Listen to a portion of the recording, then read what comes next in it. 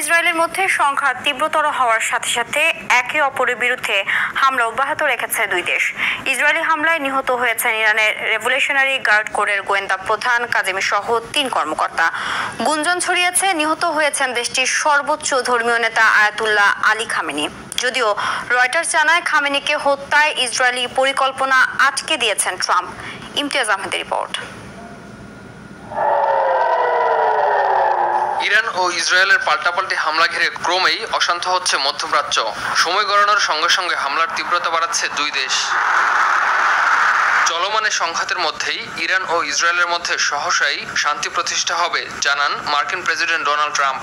অন্যদিকে উত্তেজনা কমানোর আহ্বান যুক্তরাজ্য, ফ্রান্স ও জার্মানির। ইরানের ইস্পাহানের পারমাণবিক কেন্দ্রে হামলা চালানোর মাধ্যমে ইসরায়েল ইতোমধ্যে ইরানের পারমাণবিক সক্ষমতা অর্জনের প্রচেষ্টাকে খানিকটা ক্ষতিগ্রস্ত করেছে বলে দাবি করেছেন ইসরায়েল প্রধানমন্ত্রী বেনিয়ামিন নেতানিয়াহু। মার্কিন প্রেসিডেন্ট ডোনাল্ড ট্রাম্পের সঙ্গে সমন্বিতভাবে কাজ করছেন বলেও জানান তিনি। ইসরায়েলের গোয়েন্দা সংস্থা মোসাদের সঙ্গে যুক্ত সন্দেহে 2 ব্যক্তিকে গ্রেপ্তার করার কথা জানিয়েছে ইরান।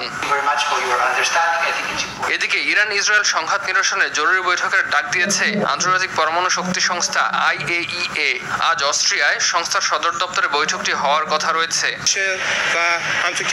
যদিও ইসরায়েলি হামলা অব্যাহত থাকলে কোনো পারমাণবিক আলোচনা হবে না, সাফ জানিয়ে দিয়েছেন ইরানের president Masoud Pezeshkian. Imtiaz Ahmed, RTV।